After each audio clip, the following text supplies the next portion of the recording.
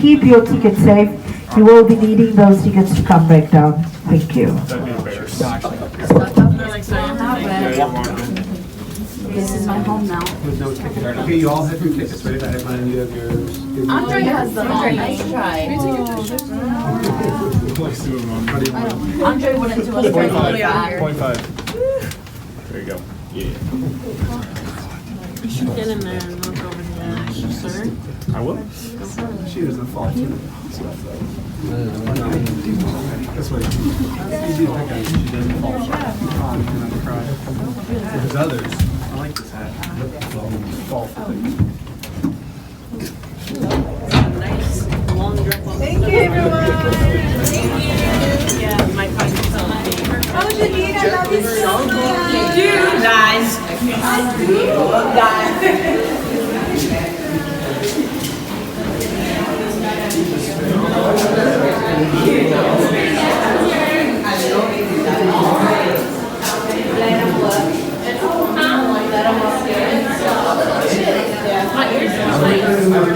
Or like Carol, nearly jumping out of the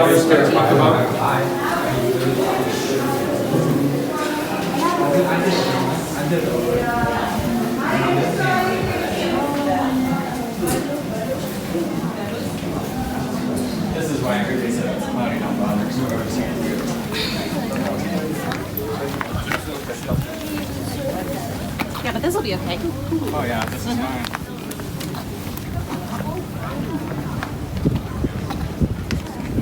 We walked those last 20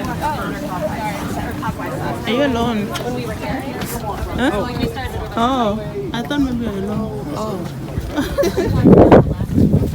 Which you want. And I'll be back here by 4. So you don't have to all go as a group. You We can have 2 go. hours. This is about 2. So at 4, we'll take the cake. Are they talking to us? Are they saying at 4 we're coming back? Oh, I think Oh. you're mistaking me for someone else. Okay.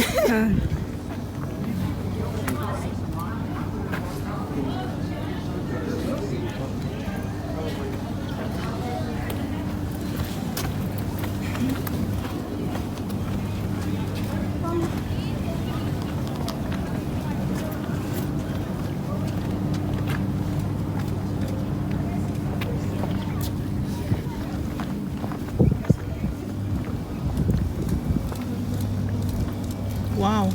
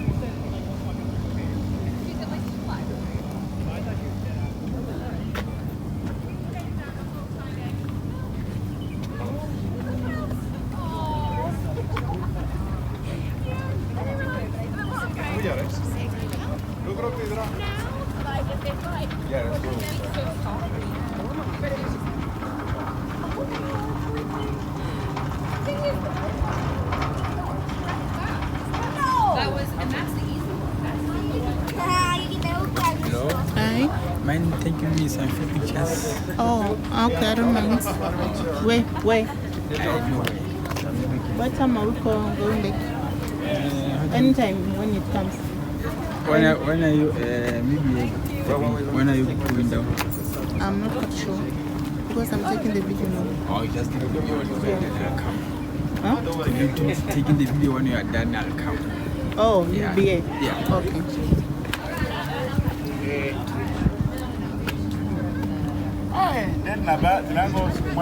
Go past my head splitting to one of you. Yes, thank you. You're on stop. Good. Good. Now you can tell. You're on Oh, something's gonna happen. Karma's a bitch. Just throw it I out. know, that's what I'm saying. I already know what's gonna happen. Nice job. Thank you. How was it? Died, but that's okay. That's okay. That's okay. Let her know. Yeah.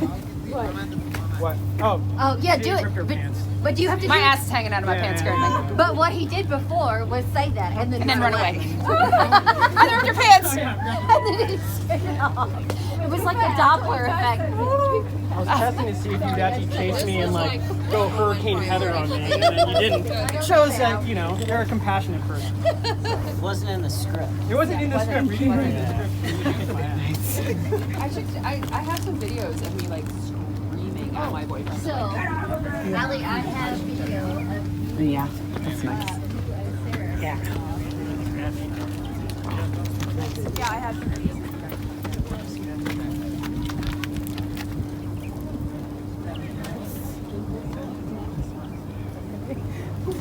Did you just walk back by yourself? No, sorry.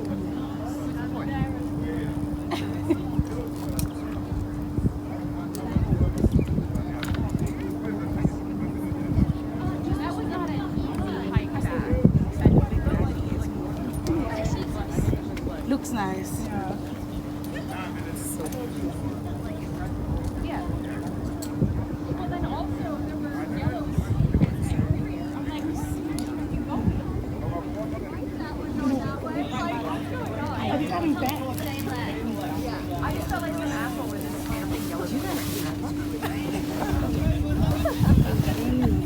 That's why I got stuck on a branch on the rock.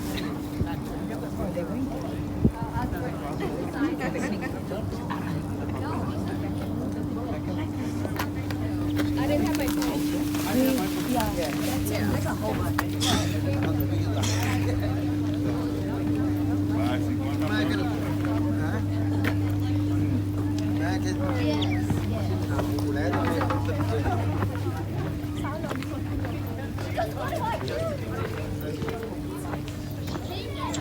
Assalamu alaikum.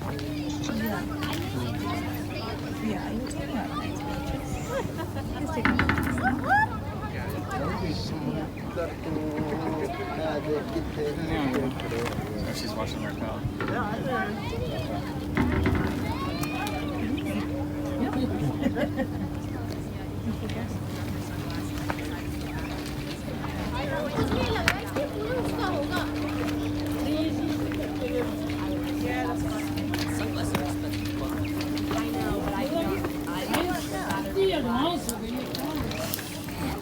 Science क्या जब aeroplane के अंदर आपको wifi मिल रहा है 35,000 रुपए. Alright, well, I'll give you another shot to do a little panoramic. But, I love you guys. Oh my God, got to see you.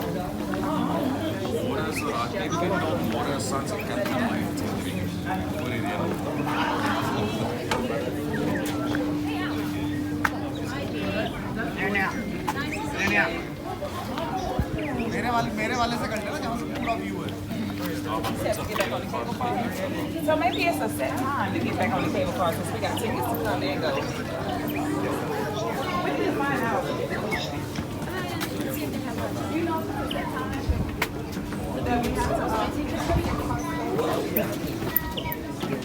Frisky, huh?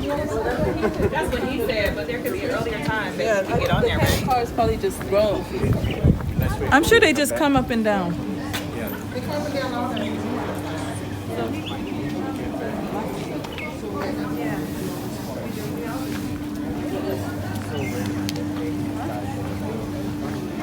Most of them went further down to do things for themselves because we used to have about 6,000 to 8,000 people on a daily basis before COVID. So people will sit here, have some picnics, you know, some private functions happening here. They will throw chips, bananas, oranges everywhere. So these guys would just enjoy that food from there. They wouldn't really bother themselves going, you know, eating from the plants. So when we came back, yeah, we were looking. So today to spot one of them, it's like spotting the leopard of the big five. Because you can spot all of them, but for the leopard you have to really look around over the trees and stuff like that. So I was very lucky. Even yesterday I was trying to look with one family, we couldn't see a thing. And it was foggy and misty up here. So today they are all out enjoying the sun, you know. So you see all of them playing around here, eating from these plant species. But just in general, the plant species that we see all over here, the mountain, from here down to Cape Point, they are known as fynbos species and they are well known for medical purposes. The most famous remedy for these plant species is the rooibos tea. It's part of these plant species, but it's not dominant on the mountain. We find it more on the west coast side. It's about 45 minutes drive out of Cape Town. There's an area called Cedar Bay. That's where they do this rooibos tea packaging and then deliver to each and every shop or supermarket. All right. And then if we look down to this mountain range here, this is the mountain known as the 12 Apostles mountain range. There are about 18 peaks altogether, but because at some point Cape Town was known as the Cape of Stone, that's during the time of Bartholomew Diaz and Vasco da Gama, that's about 1498. So when they gave the name Cape of Stones, because of the shipwrecks that took place on this side of South Africa, Cape Town, so they gave the name Cape of Stones. But they said there was a shipwreck that took place just on the slope of this mountain. But fortunately enough, everyone on that ship survived. So the captain of the ship decided to say they were guided and protected by Jesus and the 12 apostles. So that's how the mountain got its name. But there are about 18 peaks, and each and every one of these peaks got name, ranging from Kloof Corner all the way to Houtbay Corner over there. That peak that is sticking out, that will be Houtbay Corner. And if you're looking for best fish and chips in Cape Town, Houtbay is the place to be. Nice and fresh because they go out right at the harbor. They go out in the morning fishing, they come back. By the time you get there, they are open, it's nice and fresh. They serve it to you like that. For also, if you are interested into like seals and stuff like that, there's a seal island on Houtbay side. So you can take a boat around that island there to see all those seals. You went yesterday. Oh, were you there? Yeah. Lovely stuff. Great. And Cape Point? Uh-huh. You were there also? Yeah. And how were baboons there? We didn't see any there. Why? The baboons? The Chakma baboons? We didn't see them at the Cape Point. We saw them when we were down by the penguin, the boulders. Boulders big Yeah. side. Oh yeah. Yeah. Sure. Because they're all over from that area going down to Cape Point. But they became noted these days because people started feeding them. Yeah. And not walk with plastic there with food. Yep. Where They is it? come grab, With the baboons. and the moment you start resisting, then Where are that's the where baboons? in Cape Point, from boulders going down, you get those Chakma baboons. They even one, I saw a video recently about the one, it's called the Cook Monster. So there's a factory that makes your biscuits, your muffins and stuff like that. So people will stop by and then go out with that plastic. The guy just come grab, then sit on the rock, eat, waiting for the next customer to go in, coming out with the plastic, he grab again. And they were not supposed to be eating stuff like that. Naturally, they feed from the ocean. They're supposed to be eating the seaweed and whatever that is there at the ocean there. But the whole behavior changed now over the years. They even go into people's house. Yeah. You know, bang, bang, bang, bang the window. Once it's open, the whole crew comes in. They just mess up, especially if there's no one. Yeah. So most of the guys that stays on the slope of this mountain going further to Cape Point, they now invested into paintball guns. So whenever that groups come, then they start shooting with paintball. But there's a whole division now between the community. You know, there's activists that says, look, these guys, they should be here. This is their home. We're the one who came and built homes here. Yep. So you can't really buy guns and shoot them. Then the other one, but they are missing out. Stuff like that. So there's a whole debate among the people in those communities, like in Groot Constantia, going down that side. There's a whole debate, more special on the Tukai side, because there's a big forest. They are all over that forest. All right, so we can head towards the side. Do you have photos of the penguins? Oh yeah, I'll show you them in a minute. Sure. Lots of photos. I was there about a week ago, but the weather was not so nice. It was cold, so I just picked up and then I went. Left. Yeah. There's lots of babies right now.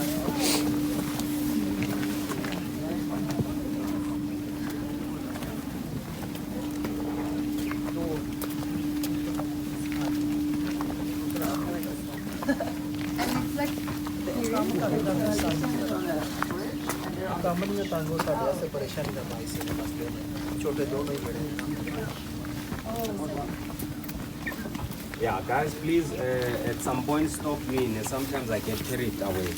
So if I do too much talking, you stop me there and then we carry on.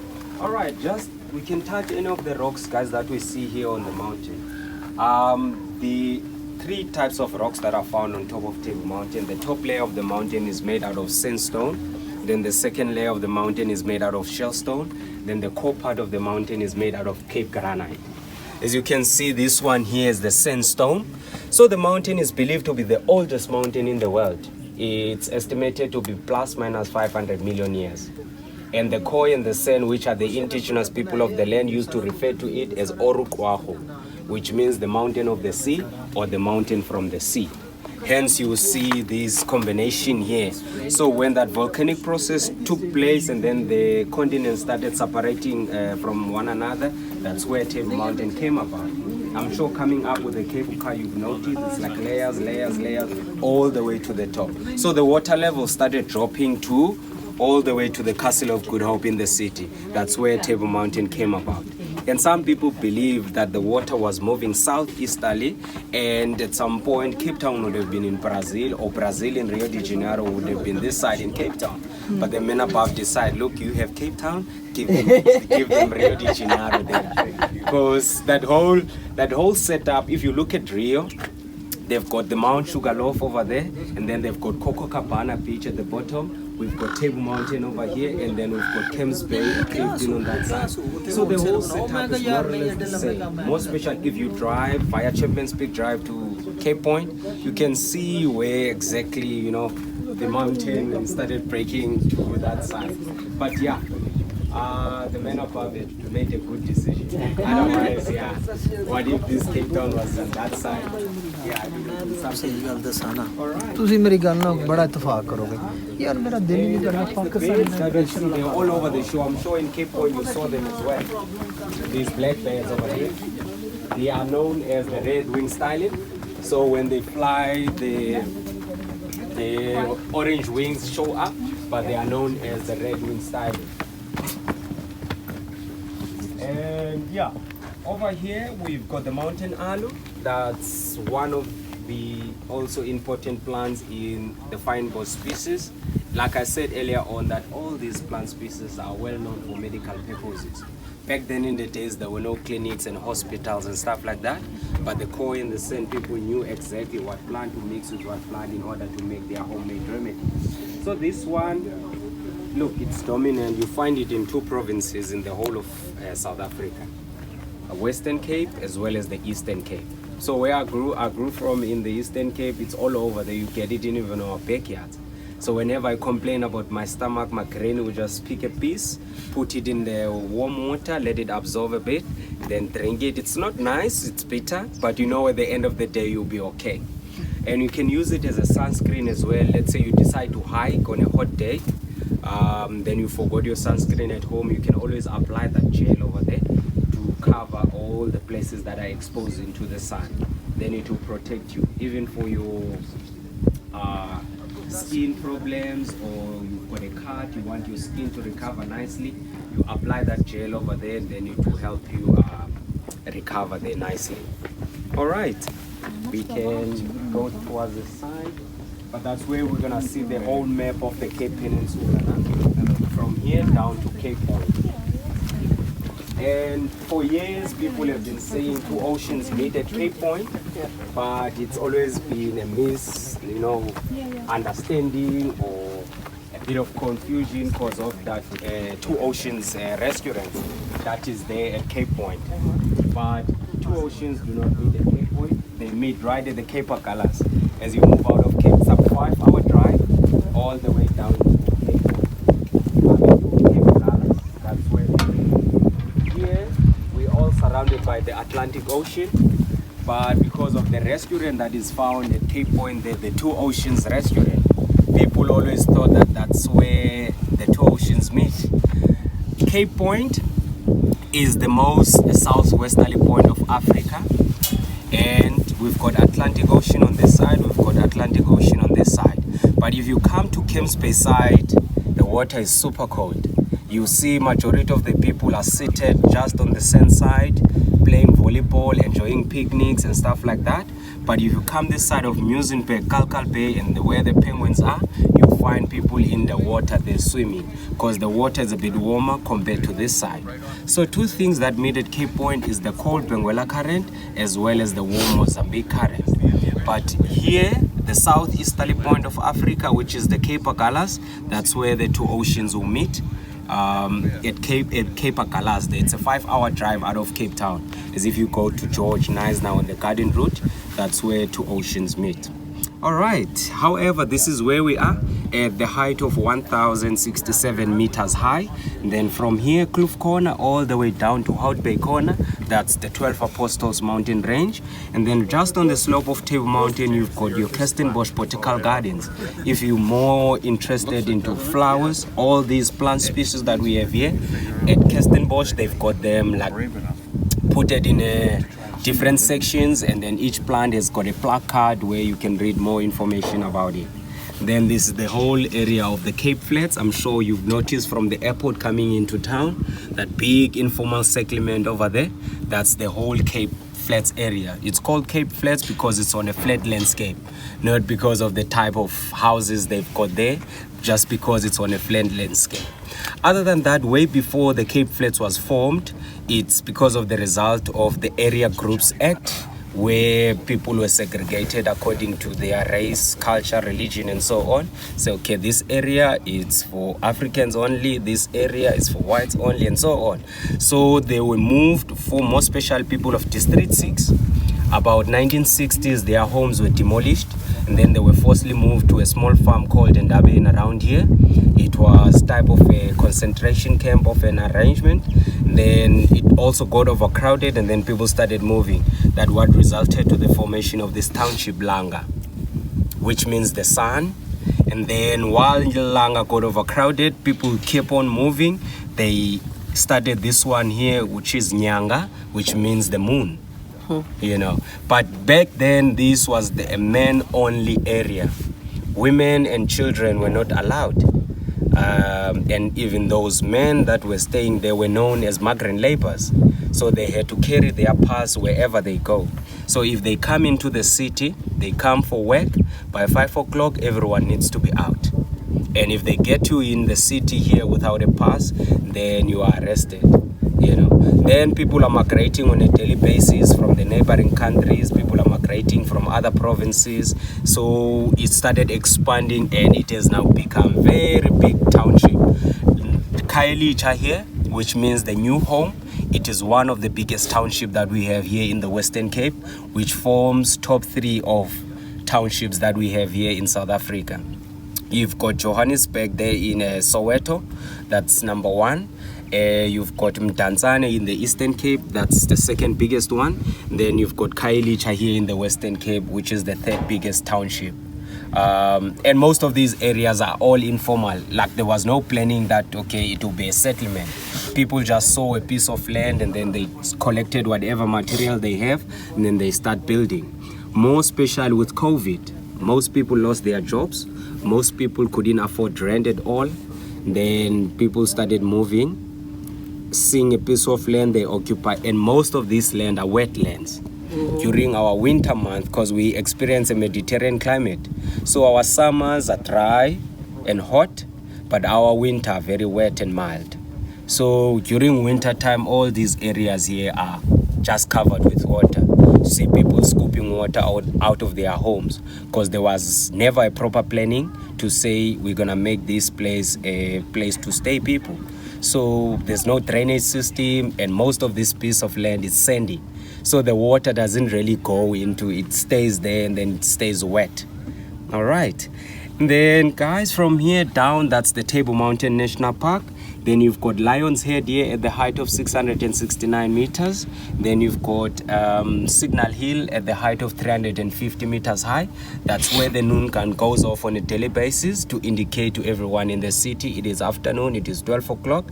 But back in the days, it was a signal for the guys that were working here in Company Gardens that there's a ship approaching, so get your fruit and veggies and water ready and come trade with these guys over here. Because the arrival of Jan van der Beek in 1652 was accidental in Cape Town. Their destination was India because they were busy trading with spice, sugar, some materials and stuff like that. But they decided to come this side to set up a refreshment station so that when they pass going to India, they will stop here, get those stuff, and then get going once again. Only after 5 years, that's where they decided to stay. They went about to build the Castle of Good Hope. That's about 1666. That's where the castle was completed, and then they started fighting among the indigenous people. So some resisted the land disposition and so on. Then the British came. Then there was a first war, the War of Muizenberg, and that was their first occupation. And then they came again in 1806. That's where they defeated the Dutch. Then the whole of South Africa was under the British control. All right. And yeah, these are the cities in the world, guys. Maybe you can look for your city there and their distance in miles and kilometers. The guys from the States, you've got your New York here, your Washington, D.C., Chicago. Yeah, there's quite a lot of them. The distance is there. All right. Okay, we can go towards the viewing deck and see the whole Cape Town city.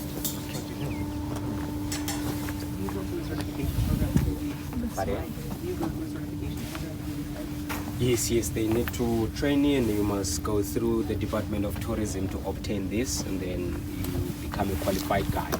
Yes. All right, and there was a time also where they said day zero was coming to Cape Town. We didn't have our normal rain, winter. So everyone was crossing fingers, hey, we're not gonna have water. What we're gonna do now? And majority of our water is in the ocean. And unfortunately, we don't have that much money like the United Emirates, where they can clean the water from the ocean and make it drinkable. So they had to find ways, because whenever temperature drops here, the cold and the warm air mixing together, they form the big cloud, which later we call it the tablecloth. So they introduced this fog harvesting plant over here. There's a net in between those two poles. So whenever that clouds move over, then they start collecting those small drops of water, trying to fill up that small tank. But it's still part of the experiment where the guys from the city and the environmentalists, they come and test the water and see how far the tank is going. Maybe in future we'll have a much bigger tank somewhere around the mountain to collect as much, because our dam levels started dropping since then. But fortunate enough, there was a rain for a couple of times, and we were still good. All right. We're in Langa Township. Yes, yes. Look, they are the most affected people. Because whenever crises like that happen, they find out the water is like areas, water,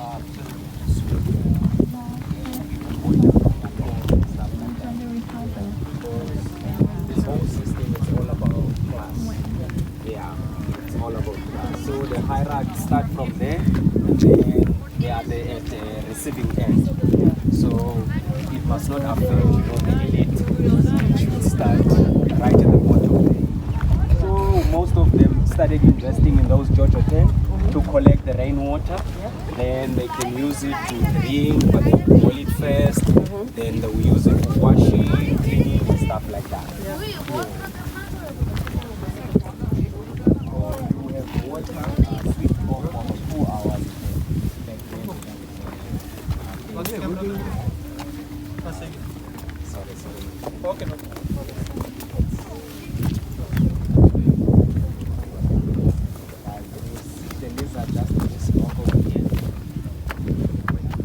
Black one, just over here.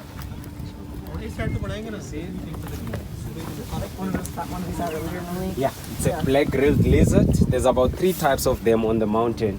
But since I started this morning 7:30, I didn't spot one. This is my very first one for the day. So they are all over here, especially on a hot day, especially the blue-headed ones. You see jumping from one rock to another. At some point they will do some push-ups. But you've got a bigger one, which is camouflage. It's with yellow and black there. It's called the Southern Rock Cow. It likes to sit just underneath the rock. Yeah, whenever it's hot, you just sit there in one spot, then move into another rock. But today, yeah, just that one that I saw. The rest, maybe they're still sleeping. Yeah, because it was cold yesterday. Misty, you couldn't see a thing. And then when it started clearing up, all that cold wind coming from the ocean was coming to me. And northeasterly wind blowing. So that wind from the ocean just kept coming. Couldn't even do my tour standing there. It comes straight in your face and then your tears start running. Yeah. Yesterday was not a good one. Even though I had 3 jackets, today I've got 2 at least. Yesterday I had 3. This one, and then another big one. You know. And you were still cold? I was still cold. I don't know how many cups of coffee I had yesterday. Yeah.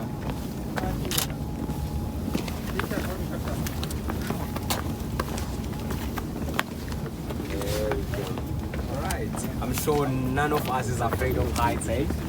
Yeah, because once we get to this spot and then you see everyone is going like this. Yeah, but yeah, I'd like to know what... Okay, I think it's best if we start from this side and then we go to this side. The mountain over here, it's the one I said, it's Lion's Head, sitting right at the height of 669 meters high.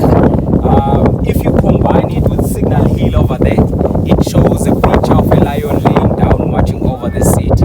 That's the only reason it's called Lion's Head. But you hear another narrative that says the last lion spotted around the Cape was killed on that mountain. But my question is, how many lions were roaming around back then in the days? Yeah. So I always have this box of matches with me just to demonstrate to everyone. If you look at this lion on the matches and then you look at the mountain combining with Signal Hill all the way to the stadium, that's where the tail will be. That's why they call it Lion's Head. Alright. Then if you look down into the ocean there, that's Robben Island. It's about 11 kilometers away from the mainland. It's a 30 minutes ferry ride from the blue roofs over there. That's the VNA waterfront.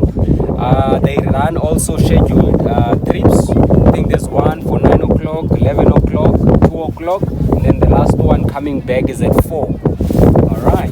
And that's where Nelson Mandela was. He spent about 18 years on Robben Island. Then he was moved to Paulsmo on this side, in Dubai side. He spent 7 years there, and then from there they moved him to Victor Fenster in Dragonstein. As if you go to Stellenbosch, that's where he spent another 2 years. But when you combine all these years together, they amount up to 27 years. So he didn't really spend 27 years on Robben Island. He was only 18 there. Then they moved him around because it was that process of negotiations where they were now negotiating towards a democratic South Africa. Alright, and if we come back, that's Cape Town Stadium over there, which was built for the 2010 FIFA World Cup, but today it hosts a number of events. We had rugby sevens playing there, we had a number of concerts taking place there, even soccer games. We've got a local team called City of Cape Town FC. Whenever they host other teams, they will host them there. Oh, that one on that side, just between those two mountains, there's over there. That's Athlone Stadium. That's where they will play that side on this side. Alright, and the mountain over here, it's known as Devil's Peak. Devil's Peak, basically, they've created a story saying that there was a Dutch sailor by the name Van Hans who used to smoke a pipe. So the wife was not happy because he used to smoke in the house. Then the house would smell like a pipe, right? Even if he cleans. Then she decided to tell him to smoke. So he would hike up and smoke and smoke. But the whole story is trying to narrate the whole process of evaporation, condensation, where the warm air and cold air mixing together and start building clouds on top of that mountain. Then the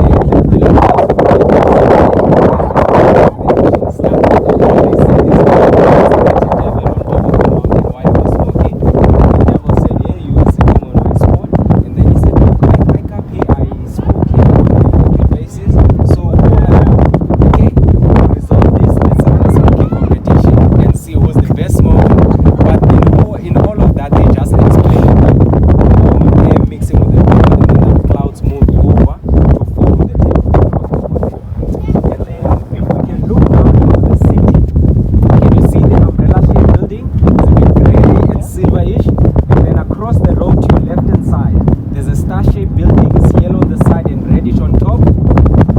Castle of Good Hope, the very first building to be built in the whole of Cape Town. That's why even Cape Town is known as the mother city, because development started here and then it moved right through to other provinces. So that was the first building to be built, and it is the oldest standing building in the whole of South Africa. But today it's a museum. You can visit and learn more about the first interaction of the indigenous people as well as the Dutch and the wars that took place between the Dutch and the British. They've got a specific room there that is made a museum. It's called the Military Museum, where the Dutch forces are displayed as well as the British forces are displayed. Then if you move there, you go towards the right hand side. There's an area with white buildings there, or white flats. That's where District 6 used to be. That's where their homes were demolished, and then they were moved further. That's where it resulted in the formation of the Cape Flats area I was talking about. From the airport all the way down. People used to stay here, and some of them at the V&A waterfront, but they were all regarded as migrant laborers. So when those laws were introduced, and then they were forcibly moved to that side. But that's a long process, because guys are still claiming the generations of the people that stay here. They put papers in courts to claim that, okay, we used to stay here, our grandparents grew up here. So is the government going to retain us here, or is there any form of conversation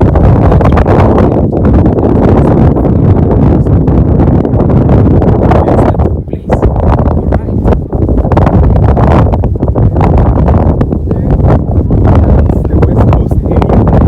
Then further going that side, that you understand, that's the wine countryside.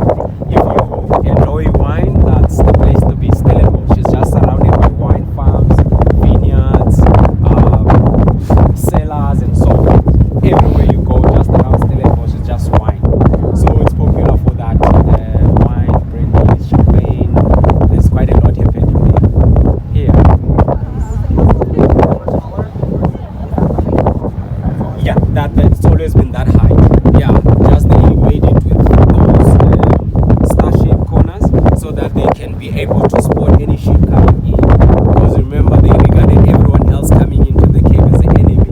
So there will be guys stationed in all those corners to look for anyone coming. Yeah. And then from the Castle of Good Hope, ocean used to end there. That's why the strait that is passing there is called Strand Strait. Because in Afrikaans, when you say strand, you mean the ocean. So they claim the land, or the reclamation of the land from the ocean, using some of the rocks and stones from the mountain, pushing the ocean away. Even there where there's that commercial harbor, there used to be a wood store.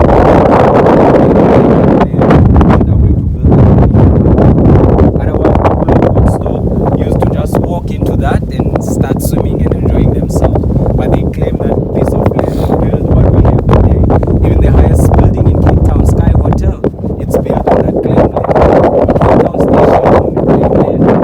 Everywhere you see from the castle, go to the harbor. It's all built on the claim land. Alright. Sure.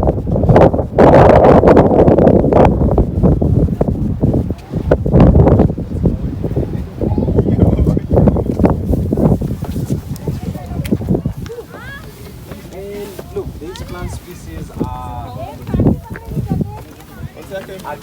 addictive, and they've been affected by fires. During our summers, we have lots of wild mountain fires and so on. But the plants have adapted in that situation.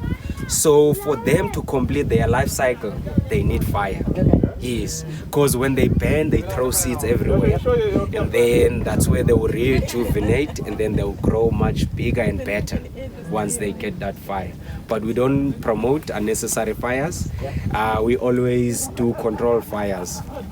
For example, at the bottom, I'm sure you saw that big piece of land that has been burned recently. We had every stakeholder, like the Silver guys, the firefighters, some of the management here, just to look at it while they are busy burning. And they will cut some of the parts so that it doesn't spread. Yes. So they will monitor that area for 2-3 days and make sure that everything is sorted. Then from then, let's say 6 to a year, and then they will move to another part, just to make sure they don't disturb the ecosystem as well. Because we've got quite a lot of animals on the mountain, the dassies, the snakes, like your Cape Cobra, your boomslang, the mongoose. There's quite a lot. It's just that they're not showing each other. They not show up today after a very cold day. But even with our snakes, you don't really see them on the path. But the moment you go off path, that's where you might get a surprise. So they are all over the mountain here, but we have a snake handler. Whenever spot one on the path, you just report the guy where he come, get the snake and go put it elsewhere where people don't go. Because it's a national park, so we can't really kill these guys. See, this one's about what? 3 to 4 months ago, but it started right on the other side from the hiking trails. Probably one of the hikers took a break, started smoking, just threw the cigarette butt like that. Then we just saw a big smoke coming. I was like, hey, what's going on? Then we went to check and we see no, there's fire. So we have to evacuate everyone close to the building, then bring the firefighter guys up here. Then they managed to just control it, but there were parts where they couldn't reach by foot. So they had to wait for the helicopter to come and assist them. And they don't use the seawater. Sorry. And they don't use the seawater. They use some of the water here in one of the oldest water reservoirs. Because with that salt in that water, it might kill some of these animals. So they don't use the seawater.